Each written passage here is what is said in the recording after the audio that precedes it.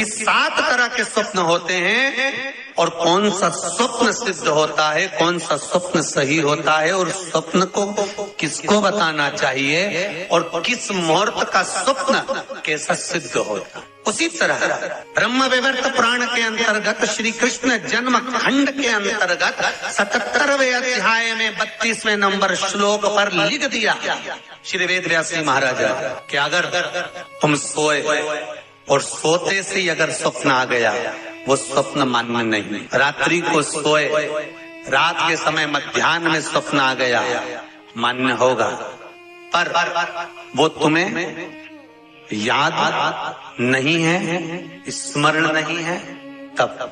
और फिर कहा ब्रह्म मुहूर्त में अगर आपने कोई स्वप्न देख लिया और स्वप्न श्रेष्ठ है, किसी से नहीं कहा, तो वो स्वप्न 2.5 महीना 3 महीने में सिद्ध हो जाता है, सम्मुख में प्रकट हो जाता है। उस स्वप्न की हाँ, दिन में देखा हुआ स्वप्न कभी सिद्ध नहीं होता।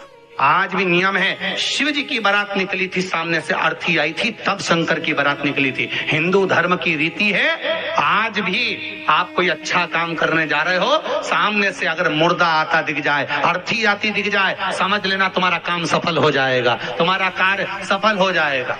समझ लेना, आज भी नियम है, सामने से मुर्दा आते दिख जाए तो कार्य सफल है। स्वप्न में किसी मरे हुए व्यक्ति को देख लो, समझ लो कि आज कोई अच्छा काम होने वाला है। किसी अपने व्यक्ति को मरा हुआ देख लिया, समझ लेना उम्र बढ़ गई। तो इसका मतलब ये नहीं है कि तुम शमशान के पास घर बना लो। हाँ, तुम्हारा क्या भरोसा, तुम सोचो सीहोर वाला महाराज बोला है कि मुर्दे को देखो तो काम सफल होता है, तुमने कहा अपन मकान ही शमशान के पास बनाएंगे, अपन तो प्लाट ही में कर देंगे, तो वहां से रोज आता जाता मुर्दा ही मुर्दा दिखेगा। इनका क्या भरोसा। किसी एक भक्त ने एक प्रश्न लिखकर भेजा था कि हमारे स्वप्न में शंकर जी का शिवलिंग दिखता है तो कैसा होता। हमने कहा इतनी सी बात के लिए तो आपको प्रश्न करने की जरूरत ही नहीं, पुराण को देख लीजिए, ब्रह्मवेद का पुराण उठाइए और उसका श्री कृष्ण जन्म खंड निकाल लीजिए, उसका 77वां अध्याय निकाल लीजिए, 77वें अध्याय का 32वां श्लोक निकाल लीजिए। ब्रह्म मुहूर्त में तुमने देखा, सुबह का समय, तुम्हारी बुद्धि में, तुम्हारे विवेक में अगर शिवलिंग का दर्शन हो गया है। जिस बच्चे ने प्रश्न करा है, अगर वो कथा सुन रहा हो, वो कह रहा था कि हमारे गांव में लाइट नहीं रहती तो टीवी नहीं चलती, इसलिए मोबाइल पे सुनते हैं। तो मोबाइल पे अगर सुन रहे हो बेटा तो ध्यान करना कि अगर ब्रह्म मुहूर्त में शिवलिंग का दर्शन किया है तो जिस कार्य में आगे बढ़ोगे उस कार्य में तुमको मात्र 3 महीने में सफलता प्राप्त हो जाएगी। अगर शिवलिंग का दर्शन मात्र चाहे स्वप्न में हो चाहे हकीकत में हो, जीवन की सफलता देता है, वो सफलता प्रदान करता है। शिवलिंग का दर्शन अगर आप स्वप्न में भी कर रहे हो, शिवलिंग का दर्शन आप अगर हकीकत में भी कर रहे हो, वो आपको फल देगा। नाग नागिन का जोड़ा ही ऐसा होता है, पति जाए तो पत्नी बदला लेती है, पत्नी जाए तो पति बदला लेता है। इसलिए हिंदू धर्म की रीति है, गाड़ी के नीचे हाथ में किसी भी रूप में अगर आपसे सर्प मरा है, सर्प की हत्या हुई है, या आपने किसी के द्वारा सर्प पकड़ा कर छुड़वा भी दिया है, तो निवेदन रहता है चांदी का एक नाग नागिन छोटा सा बनाकर, छोटा सा उसको शक्कर के कलश में रखकर बांध कर शिव मंदिर में रखकर आ जाइए, उसको दे दो शिव बाबा को कि अब हमारी तरफ से हमने हाजिरी लगा दी, हमसे दुख, हमसे गलती हुई, हम क्षमा चाहते। गलती मनुष्य से होती है, मानव से होती है, हो गई गलती, अब आपको साधन। स्वप्न में अगर सांप दिख रहा है, स्वप्न में सर्प नजर आ रहा है, पान का पत्ता, तांबुल पान का पत्ता, उस पान के पत्ते पर एक लाल चंदन से सर्प बना और सर्प बनाकर उसका शिव मंदिर में स्पर्श कराकर बहते पानी में छोड़कर आ जाइए, सर्प दिखना बंद, स्वप्न में कभी नहीं दिख सकता। सर्प का घर में सर्प आ रहा है, आस्तिक मुनि का स्मरण करिए, 5 लौंग, एक नाग नागिन का जोड़ा, छोटा सा, किसी भी स्थान पर ईशान कोण के अंतर्गत उसको थोड़ा सा खड्डा खोदकर 5 लौंग के साथ नाग नागिन के जोड़े को दबा दीजिए, मिट्टी डाल दीजिए। घर में जब नाग नागिन का जोड़ा आप दबाएं तब आस्तिक मुनि का नाम लेकर दबाएं, माँ मनसा का नाम लेकर दबाएं, जो नागों की बहन है, उस मनसा देवी का स्मरण कर कर उसको डाल दें। आज भी हमारे यहाँ हिंदू धर्म नीति है, जब पहला कालम नए मकान का पहला कालम जब भराता है उसमें तांबे के कलश में नाग नागिन रखकर, कमल गट्टा रखकर, अमरबेल रखकर, थोड़ी सी सरसों रखकर उसका पूजन कर पहले कालम के अंदर जो पहला कालम भराएगा, गड्ढे का पहला जो सरिया रखाता है, कालम भराता है, वास्तु पूजन के हिसाब से उसमें रखा जाता है। और वो तो वो उसके रखने के बाद भी जब मकान का मुहूर्त होता है तो वास्तु पूजन में नाग नागिन का जोड़ा रखाता है, वो भी उस मकान में कहीं ईशान के अंतर्गत उसको दबाया कोई। इसलिए कह देते हैं यहाँ पत्थर मत लगाना, यहाँ टाइल्स मत लगाना।